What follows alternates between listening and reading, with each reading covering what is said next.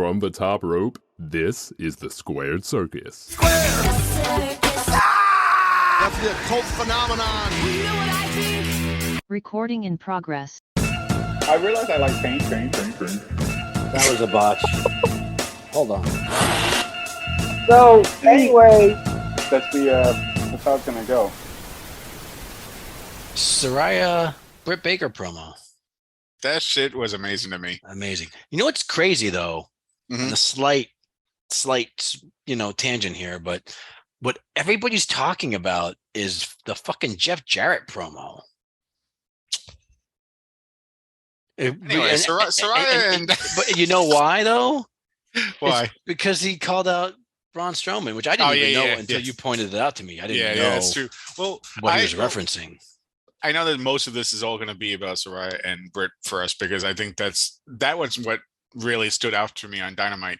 No, to me, I mean, I don't think there's any debate. Hands down, it was the highlight of the show. Yeah, and they all had like really good promos though. MGF had a good promo, fucking even though it was on a podcast, like you said it was. That was weird. Yeah, that was kind of weird. It was a good promo, but it's just like he's on a podcast, but staring into like a camera that's obviously not recording the podcast. That's like in a weird angle. So they knew. And then Mox did a really good promo.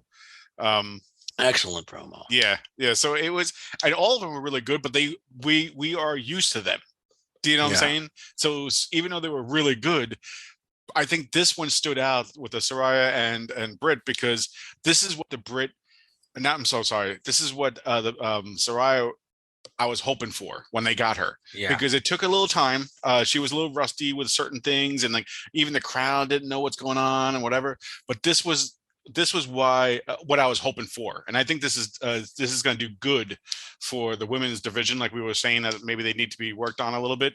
Yeah. Well, this is the first time I feel like I've seen something that the women are doing that means something. That means something. That's actually going to probably make a difference in like the ratings and the pay-per-view buys, you know, like this was something like you saw this and you're like, yeah, I want that match. I want to see that match. Yes. And I think the buzz from it will have a similar effect. People are going to want to see it. And this was a storyline too, because they were going back and forth for a while, but now that the fact that it was just them, and then they both did excellent. Like at first, like when Britt, I keep on saying Britt first, when Saraya came out and did her little speech first, I was like, okay, you're going to see how Britt is going to be much better than her. And I even think I said that. I'm like, yeah, you're going to see how much more talented she is. But then when Britt did it, crowd was chanting a couple of times for her because of certain good points that she made and how she was doing her promo. And then all of a sudden Saraya did it and you're like, then they started cheering for her. So that's when you know you have something special. That's when you know when the fans are doing both. Yep. And the promo itself was like, it was great. It was very AEW. She did the whole like paid my dues kind of thing. Saraya did. She did the like, you know, battled with my drug addictions and public humiliations. Like she was like upfront. You know, I think the AEW fan, what they like is, and not necessarily the struggle specifically, but like the idea of like people who paid their dues, people who like came up and like worked their way up, you know. I think a lot of what drove people away from WWE at the time was like the favoritism thing. People just get their spot without earning it. They like this, like I've earned this story. Well, that's to your point. I think it's another word is genuine. I think they just like genuine promos. That's true. Yeah. And you could tell that both of them were, because you could tell Britt had a good point of saying, hey, I've been here since day one with this AEW. I'm the one who did this. She goes, I didn't see you lay a brick. But then all of a sudden, Saraya comes out and says, but listen, there's more to this than just AEW these 3 years. So it was just a perfect balance of both. And it just made it feel special. This is the first time I will say that in all the pay-per-view events that I'm really looking forward to a women's match, because all the other ones were just kind of like placed together and it's not. Yes, they were good matches and this and that, whatever. Even like the title matches, this for some reason feels more special to me. Just the way they did it. And bringing Saraya in and starting her off with Britt Baker, I think was a home run. Yes. I think the fact that Britt Baker doesn't have the belt makes it even better. Britt Baker is still the star attraction. I think for AEW, yes. Yeah. And Saraya is a main attraction for people outside of AEW. I mean, she certainly showed herself to be a main attraction from that promo. And I think if it was for a belt, hear me clanging my glass back here. I think if it was for a belt, it would take something away from it. It would feel like hot shotting, like Saraya comes in and automatically gets a title shot. I think it's better that Britt doesn't have the belt. It's perfect situation. When we were watching it, go ahead. I'm sorry. No, it's just saying top star who they can put in this promo with her. Nobody else could pull off the promo Britt did. No, absolutely not. But if she had the belt, it wouldn't be the same. Yes, no, I agree. And I like the fact that Saraya is not in the championship. Yeah, I'm sure she'll probably get a belt, eventually. Yeah. She'll get the belt eventually. But this is just perfect to me. And I think I mentioned this before, is the reason why I like Britt a lot too, is that Britt is very talented. She might not be as talented, let's say, as a wrestler as Deeb, I think I mentioned to me, but I feel like she's really good, and she actually can carry people. And the fact that Saraya is still getting a little rust off, she's gonna be rusty. She hasn't been doing it for a while. It's the perfect person probably to help carry and maneuver the match with Britt, because I think Britt is definitely more seasoned than all the other ones. So it's just a perfect match, and like I said, it's the Wednesday all together. Yes, I think we both said like all the matches was like, it was all right, it was cool, but they were fillers. But all the promos that did excellent jobs, and this is just what stood out, because if I could do a side note, is that I think I mentioned is that this pay-per-view to me feels more special than majority of the pay-per-views they had in the past, and I think it's because most of them have storylines now that's been going on for a while. Yeah. And I think that's huge. Even if the storylines are kind of like the Jamie Hayter, Tony Storm, there's not much of a storyline, but it's there. Well, see, that's not what I'm actually. I wasn't actually include that much. I'm talking about like the Mox and MGF has been going on for a while. They've been going back and forth. They've been doing excellent promos. The Lee and Swerve against Acclaimed has been going on. This is their third time. Then you have now Saraya and Britt has been going on for a while. There's just like there's at least like 4 or 5 matches that actually has good, strong storylines that just makes it feel special now. It doesn't feel like a regular Wednesday night. Do you know what I'm saying? Like, they're saving a lot of these matches. So I think that this pay-per-view is actually going to be a lot better than it's been. I heard the ratings got up too on Wednesday. They were up. And ratings has been up for Rampage as well. I still say that some of it's piggybacking off of Raw, but SmackDown, but that's another story. They, but I do, but it's good. It's good to see that the ratings are going up, and without even the main people that's still on suspensions, it still hasn't come up there. So it's nice to see. It's just nice to see for the women's division. Yeah, it really is. It really is. We talked a little bit about the women's division the other day, but I don't know, I feel like so much has changed just after this promo that yes, recording 100%. which we haven't published is almost doesn't make any sense anymore. Yeah, I don't even think because this when I watched it, because I was tired. I just came from work, because don't forget I was watching at 11 o'clock at night. So when that promo went on, it was already midnight, and I'm like, yeah, this is cool. But I'm starting it. But then when that came on, it pumped me up. It was like, okay. And remember how we used to say. We used to say that good moments like this makes you not hate, or not hate, but not tolerate more of the other bullshit. Yeah. So then when I look back, I'm like, well, the other shit wasn't that bad. Like, you know what I'm saying? Because now you're so pumped up from this thing. I still hated the Eddie Kingston match. Oh yeah. Well, no, that's the fact that it's just stupid. The fact that we're still talking positive about this show, though, after that was such a momentous fucking piece of shit match. Yeah, it was. Well, they had multiple. We're like, oh, now we have to go from that to Wardlow. And that was so. But then all of a sudden, they have this promo, and you're like, fuck yeah. And then if I could be mistaken, but I think Mox came right after, wasn't it? It was almost Moxley's promo. It was close. It was close to like almost right after. But like even the decent matches, like the opening match was fun, but like Yeah, it was fun. but it was kind of filler. It's like, how do we get all these guys on TV before, Yeah. pay-per-view in a week and a half? Or and even the main event match, which actually was really good, Sammy versus It was good. Danielson. Yes, it was really good. But like before it came on, I'm just like, I don't even care. Why do I care about this match? It's just like filler. It felt like one of those, we don't have anything for these guys to do before the pay-per-view. So, but we want to get them on TV. So here we go. But it was a really good match. But yeah, if it wasn't for these promos, the matches would have felt pointless. Two things I just want to add about the Danielson and Sammy is that two things I liked. Regal's coming out more now for Brian, which is good because remember he wasn't coming out for a while with him. Yeah. He's coming out, and I don't know if you remember when they were someone was attacking whatever, Brian came out and helped, which you haven't seen that in a while either. So he actually feels more part of the team again. Because for a while it seemed like he was actually getting like who came out and helped.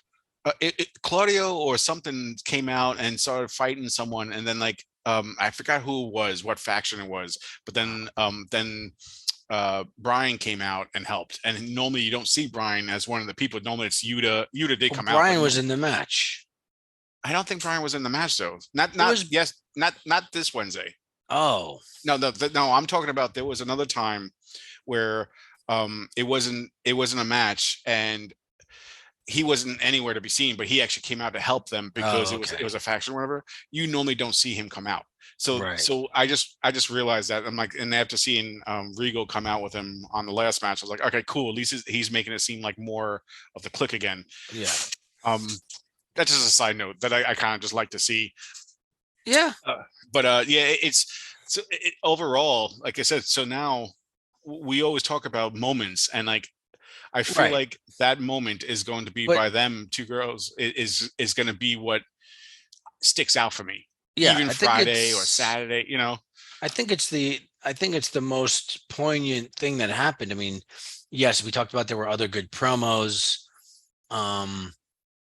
but I think the significance of this is not just that it was a really good promo that is leading up to the match and it really makes you want to see the match. I think what really drives it home is that it feels like a step up for the entire women's division. Yep. I think that's what made this such 100%. a big deal. 100%. They really needed this. Yeah. And because most of the promos were just for all of them. Yeah. This to me, this felt just as special as an MJF and Mox. I'm going to disagree with you there. I thought Mox's promo was great. I even thought Jeff Jarrett's promo was really good, whether or not he talked about Braun Strowman. I thought MJF's promo was great. Even Mox's like promo, like I thought he had a different spin on it. I know it's a lot of, for you, it's just like the same kind of promo over and over, just calling somebody out. I'm going to kick your ass. But like the whole, like, I've met the devil and you're not the devil. I thought that was cool. I thought it was really cool too. And I thought it was funny when someone yelled out Vince McMahon when he said that. I didn't notice that, but I saw on the about it. No, I agree that they were really good. My whole point though was that they're expected. Do you know what I'm saying? Okay, yeah. So MGF is expected to be good when he's on the mic. You know damn well it's going to be a good promo. When Mox is coming out, because we're talking about Mox, so you have to bleed. So when Mox comes out, we expect him to be good as well. It's just that the fact when these two women came out, we did not expect this to be as good as it was.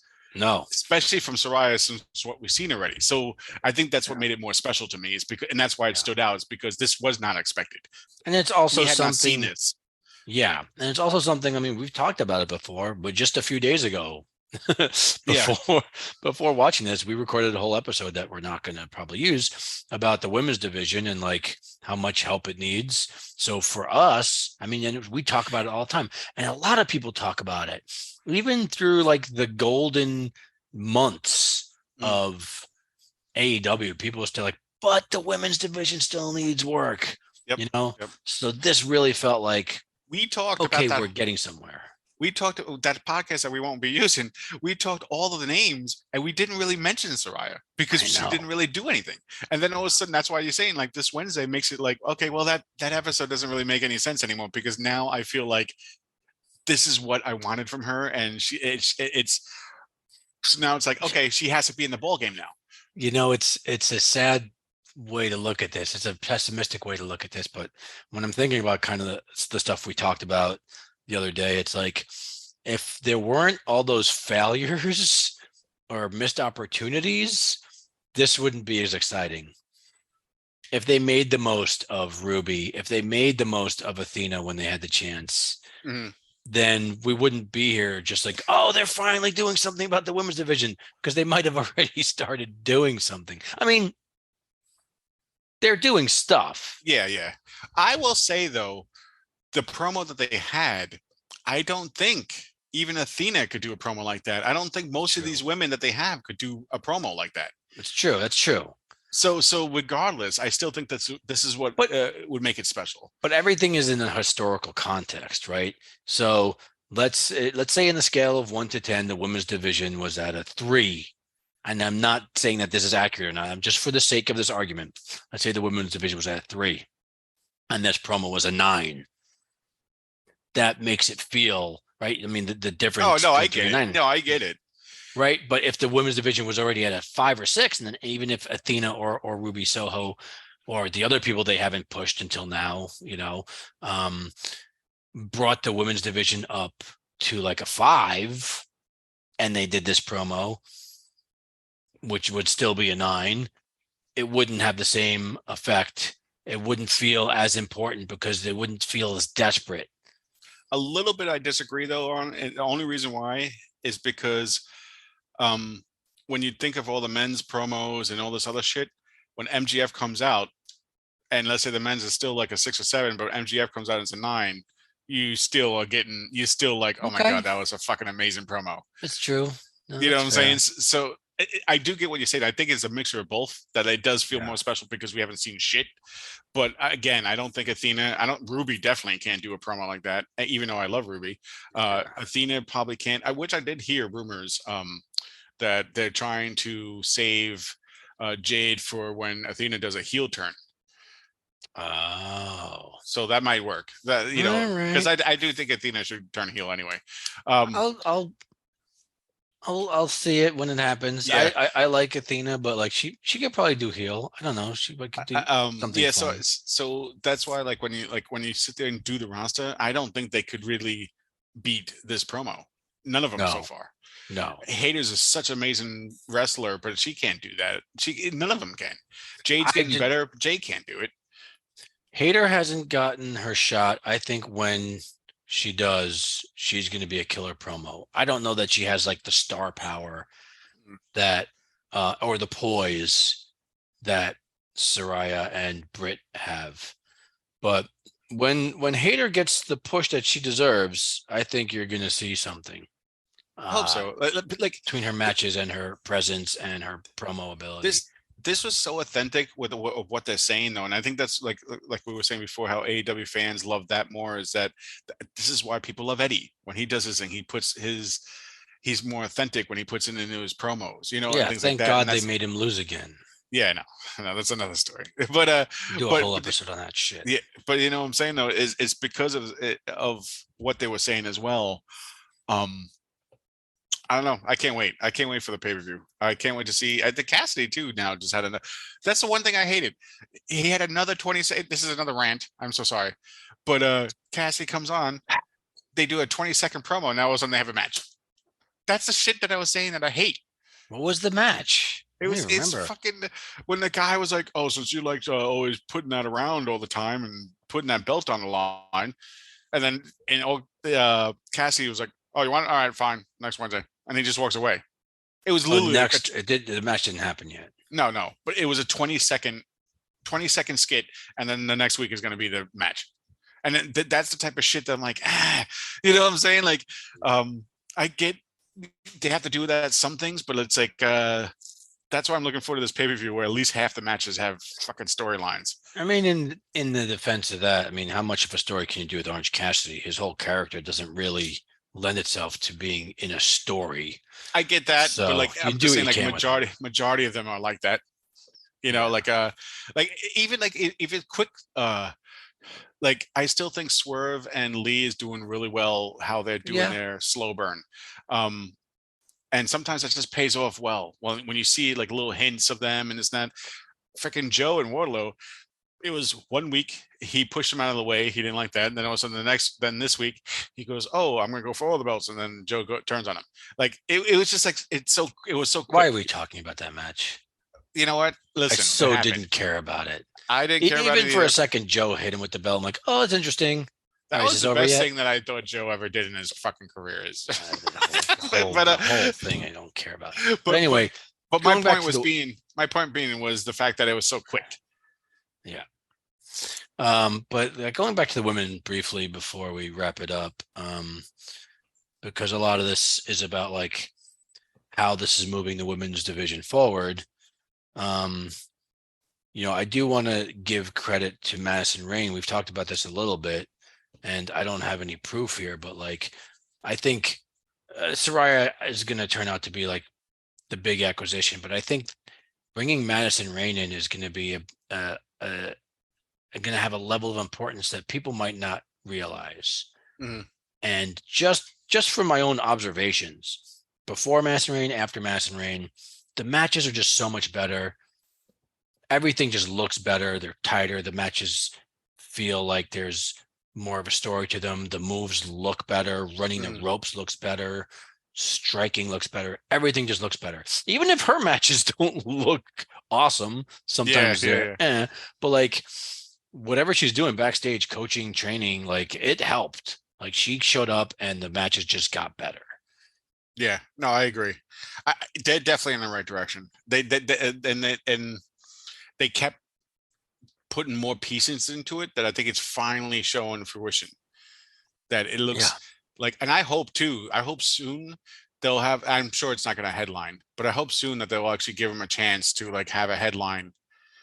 Because I feel like, because I know it's not for a belt, but like I don't think that they shouldn't be somewhere in the middle.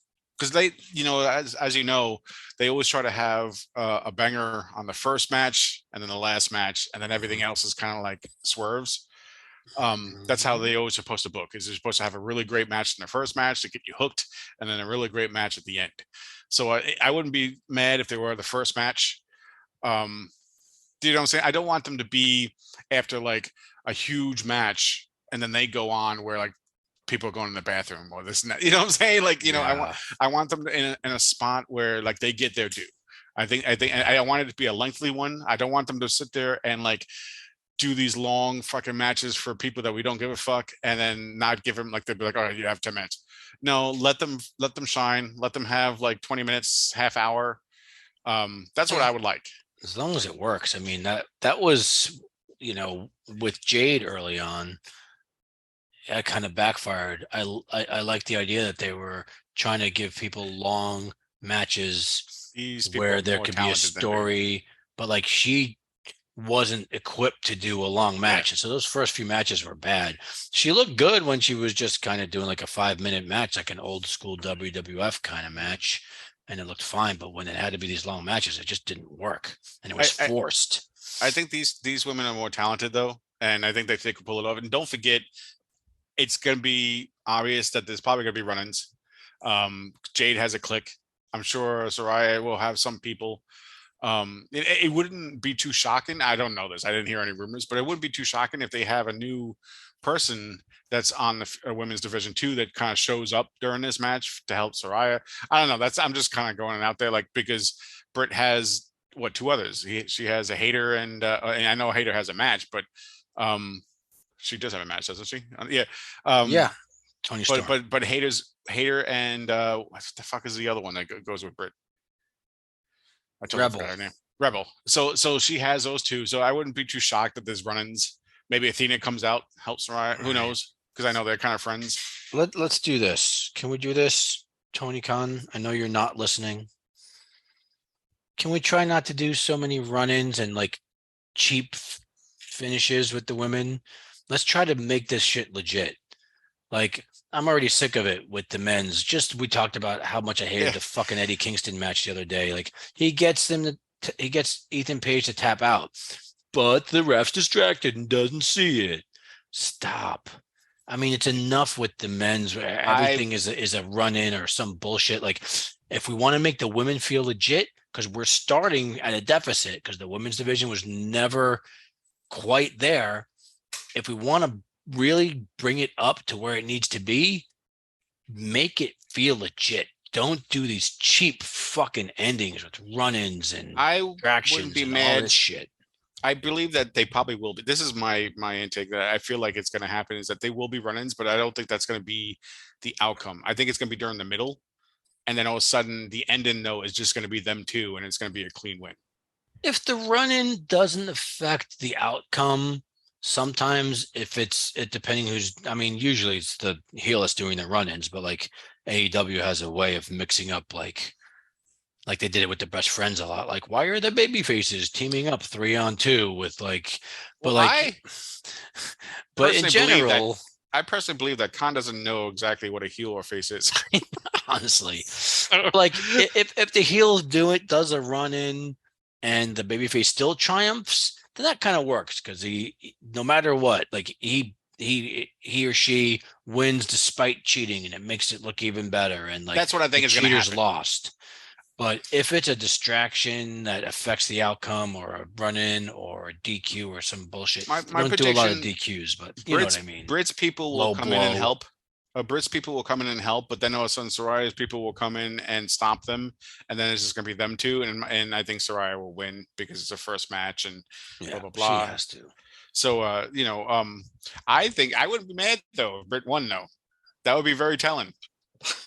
You would be mad? I wouldn't be mad if no, Britt me won. either. But so either way, it could go either way. But yeah, that's pretty much all I got. I'm just the whole entire Wednesday was mainly just this promo that I just thought was amazing.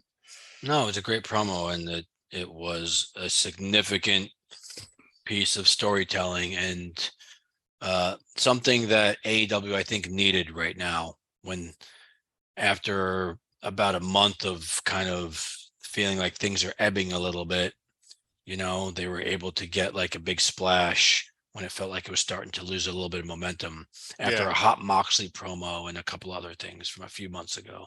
So yeah, go Saraya. I'm a convert, right? I was skeptical about Saraya when she first showed up, but you have to watch wrestling with an open mind and be willing to have your mind changed. Baby, can I change my mind? I just wanna change.